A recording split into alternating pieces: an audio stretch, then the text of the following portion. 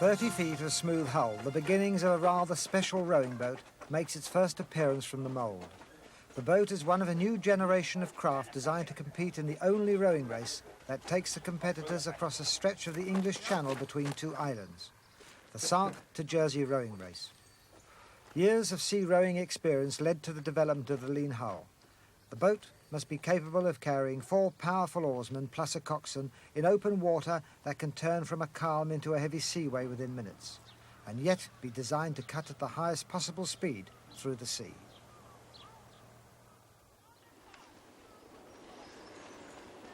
The race is organised by the Jersey Rowing Club, who use the heavier, older boats for training purposes.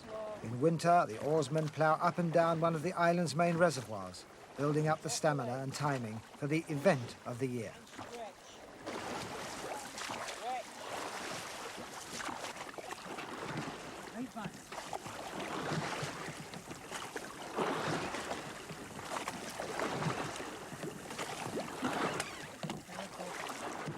Discipline is strict, and the rowers are trained as a team under the critical eye of the coxswain, who has no hesitation with his verbal encouragement.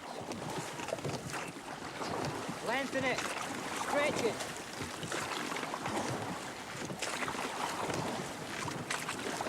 Up.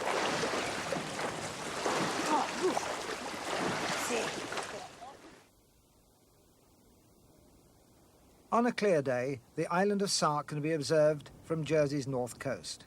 In the foreground, the dangerous Paternoster Reef, lying just over 6 miles out to sea.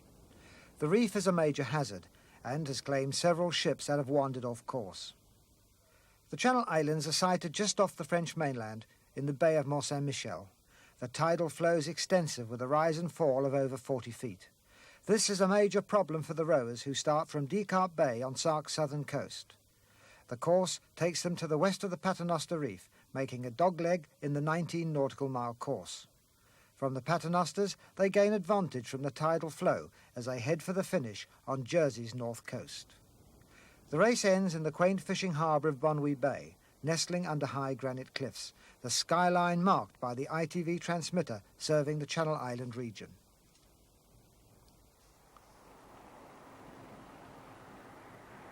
So the scene is set. It's time to meet some of the characters who take part in the unique event. For that, we travel to St. Peter Port, the capital of Guernsey, the second largest of the islands. The Van Catwick family originated from Holland.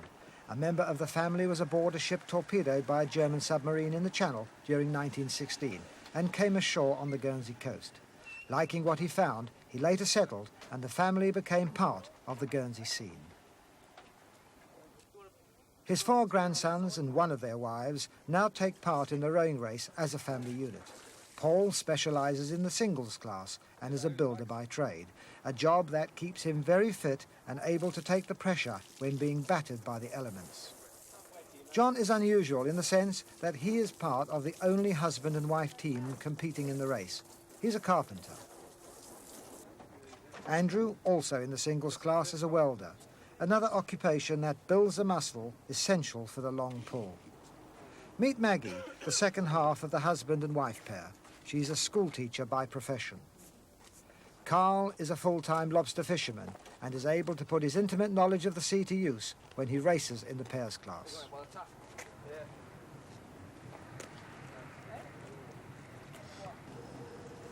Ricky Thompson, a long-time friend of the family, takes his place in the pairs class alongside Carl.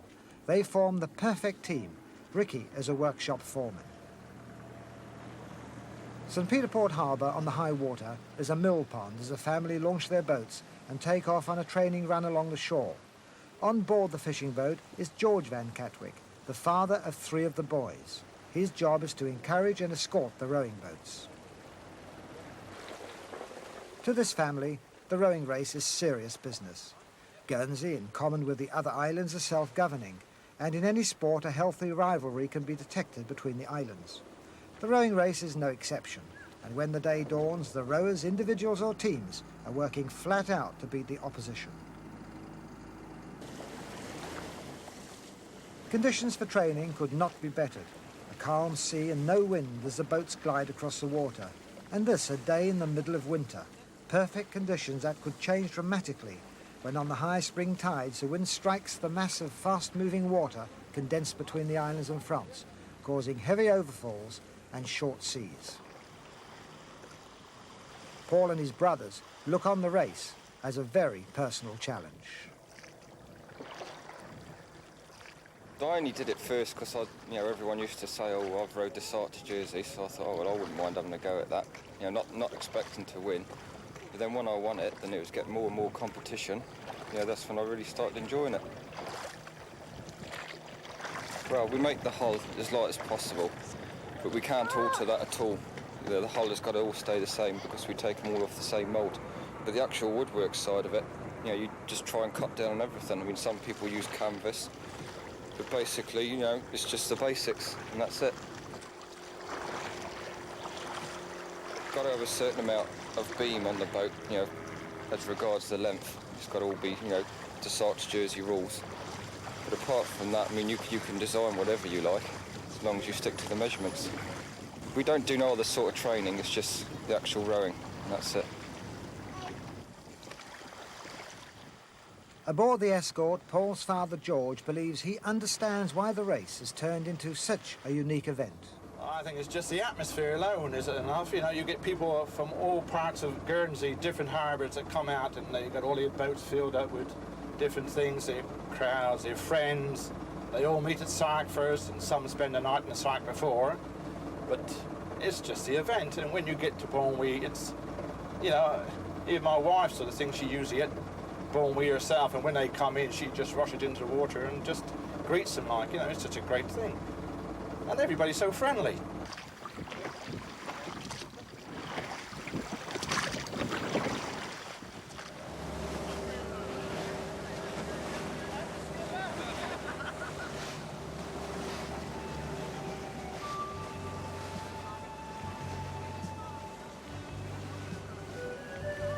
So at last, the race day dawns. It's a fine July morning with calm sea and hot sun. Powerful launchers gather their chargers under their sterns and head from Jersey and Guernsey to the start point in Sark's Descartes Bay. Point Robert Lighthouse clings to the cliff face on the southeast corner. The island is considered by many to be the jewel of the Channel Island group, just 3 miles in length and 1.5 miles wide. Its permanent community numbers just over 500. The island still holds strong allegiance to its feudal past. The independent government is called the Chief Pleas, chaired by the Seigneur. It's a haven of peace for the holidaymaker. No cars, only tractors and horse-drawn vans, wagonettes and victorias. And of course bicycles are allowed on the roads. Even aircraft cannot fly below 2,000 feet over the island. And on Sundays, only 12 people are allowed to disembark from any commercial vessel, ensuring a day of peace from visitors who descend on Sark whilst holidaying on Guernsey and Jersey.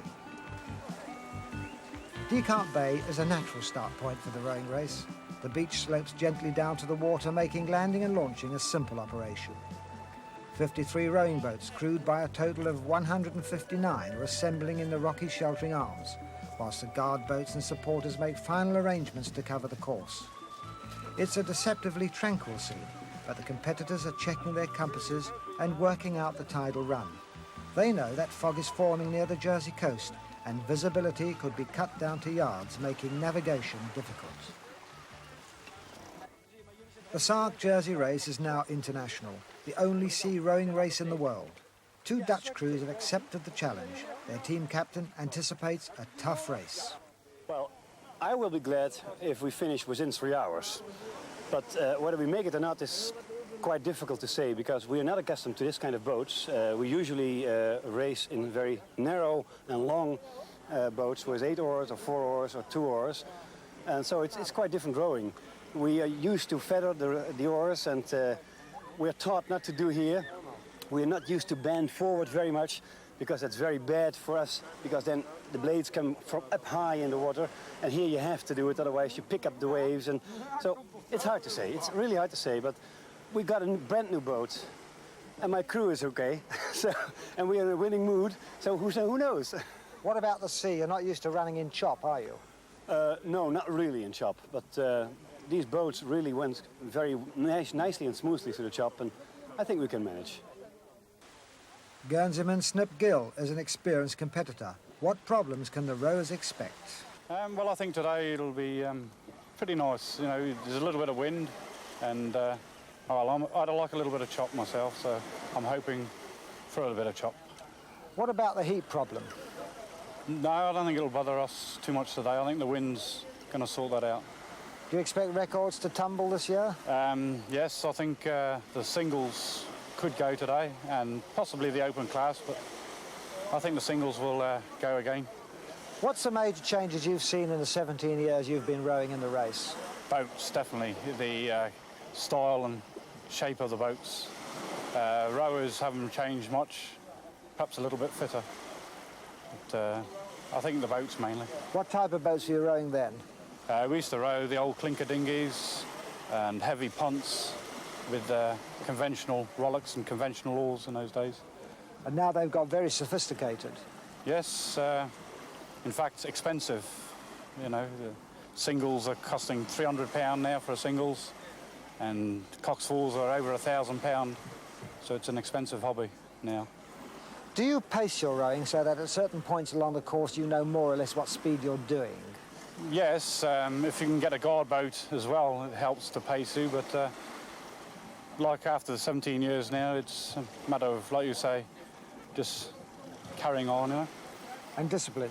Oh, definitely discipline, and a few words to yourself. What about training? How many hours? I put in plenty of hours training. I've done a lot of training this year, but I hope to do better. Do you have to take any steps to protect yourself while you're in the boat from blisters, for instance? Yes, my hands suffer a bit, and so does my rear end. But, yes, one has to take a little bit of caution.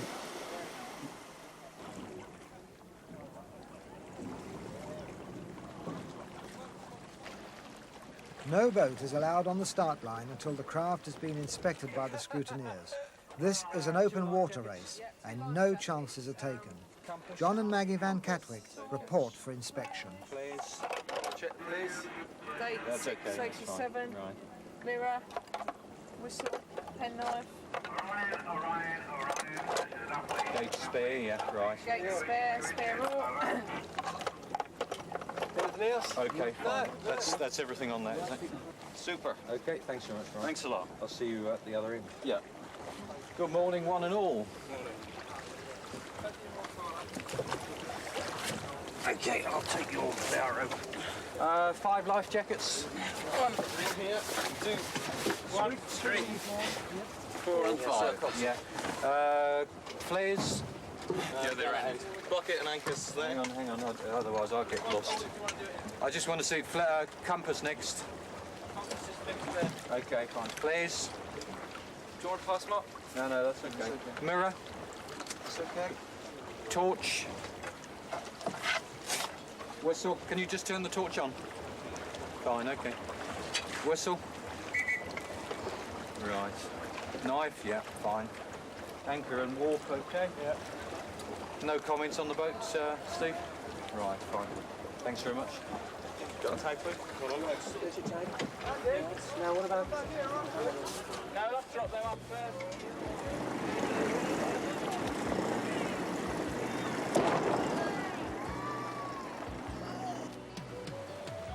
2 o'clock in the afternoon, just after low water, and the start. Within minutes, the rowers begin to spread and the flotilla of guard boats move alongside to take up station, forming a wide corridor, keeping a close watch on the competitors. Some of the fours favour women as coxswains. They are that much lighter, making a difference as the boats tear through the water. Ahead of the crews is a long, hard slog, calling for stamina and great strength.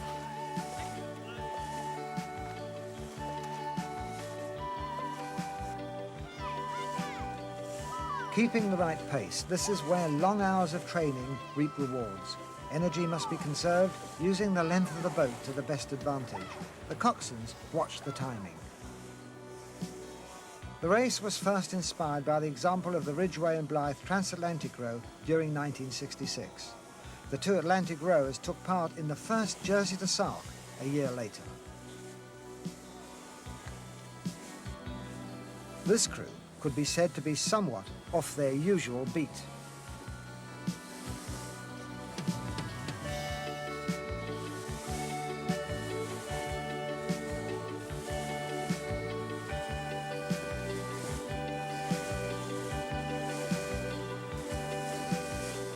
Carl Van Catwick keeps pace with Ricky Thompson in the pairs. They are now about a third of the way down the course and finding the sea choppy.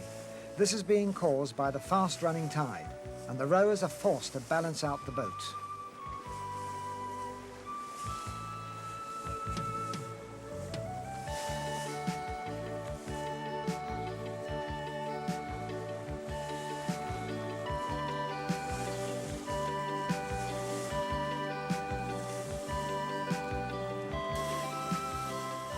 The fours are breaking away from the slower boats, and the effort shows in the faces of the crews.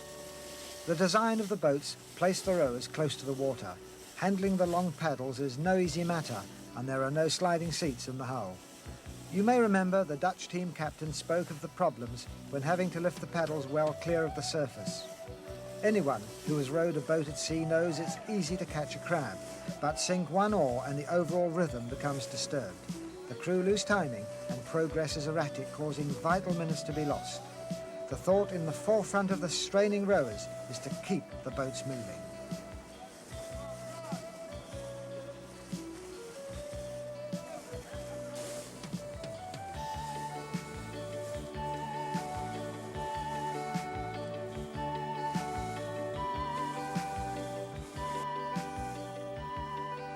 Paul Van Catwick is well up in the singles. What's in his mind at this time?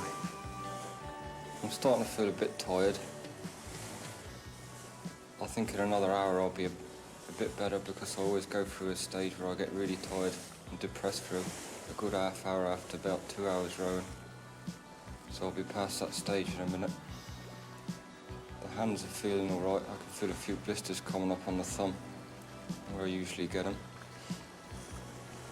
I might have to start pulling just on the very end of my fingers soon. Paul is being watched closely by his rivals. It's interesting to study the difference in rowing style.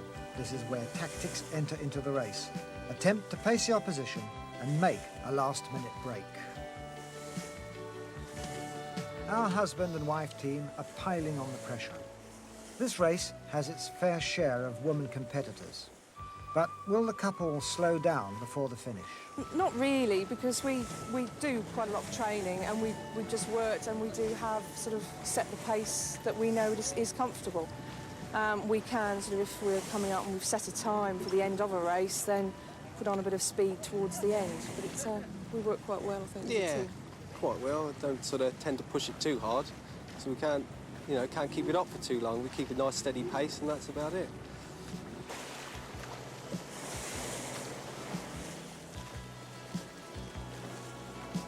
The fast boats are nearing the dogleg, turning across the Paternoster Reef. Most of the fleet is spread across a mile of sea, each boat aiming for the western end of the reef.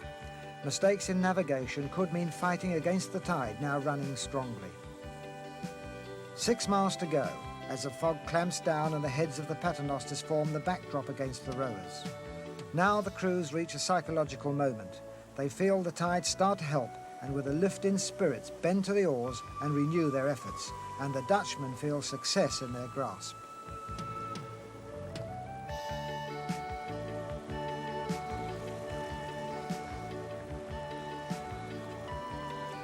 At last, the lead boats close up under the high cliffs of Jersey's north coast.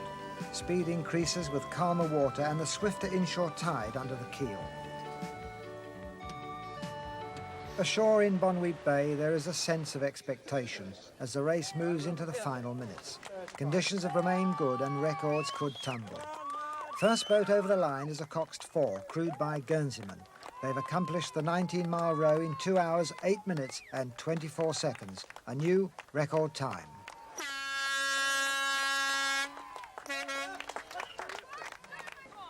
Crystal clear water is churned by dozens of paddles as the boats make the final turn and head up to the finish. Those in the lead will pick up the trophies, but for many, it's just as satisfying to complete the course, to take part in the event.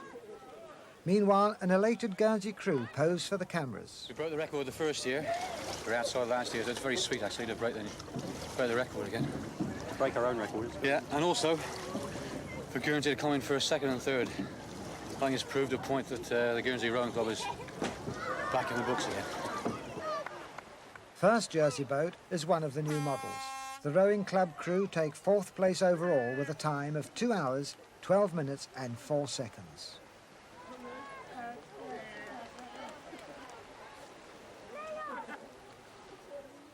Boat 64, also from the Jersey Rowing Club, follow their colleagues in, just seconds later.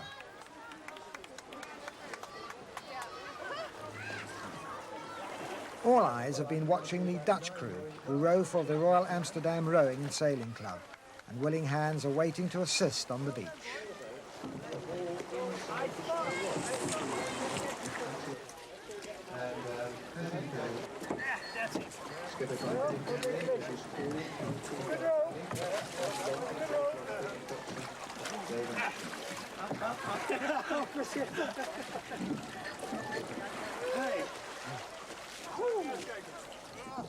We did it in 2 hours and 21 minutes. That's great. Well, you've covered your 19 nautical miles. How do you feel about it? Particularly on the sea. Wonderful. The only foggy part in the Paternosters was kind of difficult because then we got a new compass course. We were steering right behind Annie Carré's boat, and so we followed her because we said, well, she knows the place and she knows the course. But then we got another course because it was very foggy at the Paternosters, and then we managed. Have your crew stood up to the rowing? Well, let them speak for themselves. They feel wonderful because we came in front. It was a good race. The ladies' team record was smashed by a happy crew of Jersey girls. They earned their place in the book with 2 hours, 24 minutes and 10 seconds. Carl Van Catwick and Ricky Thompson also established a new record in the pairs. They show signs that the strain took a heavy physical toll.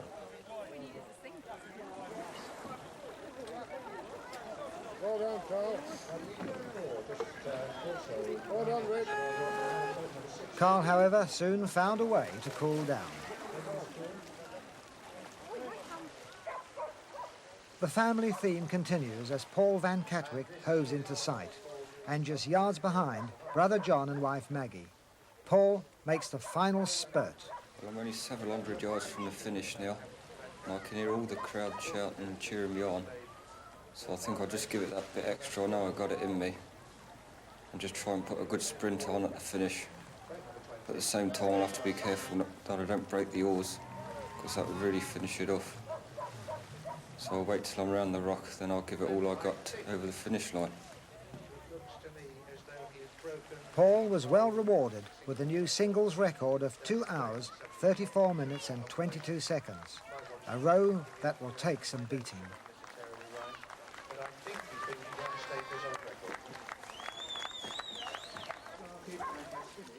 The family chat and celebrations must wait as the boats are handed ashore. Maggie and John, happy with their performance, come alongside as Paul catches his breath. A modest record breaker.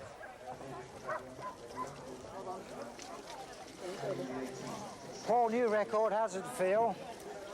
I didn't think I had it, but I'm pleased. Very pleased. Did you find it difficult with a short chop? From the Paternosters in, I found it difficult. You know, because the heat started getting me there. But, you know, I wasn't sure if anyone was in front because we had a lot of thick fog, you know, just outside the Paternosters. I'm pleased anyway.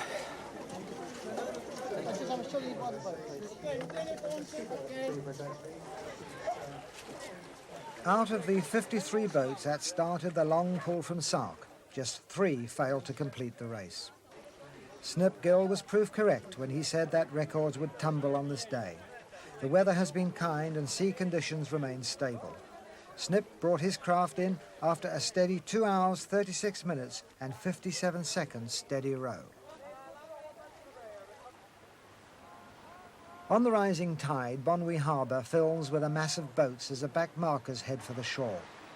From small beginnings, the Sark to Jersey rowing race is attracting an international field, prepared to test their skills in a unique maritime challenge.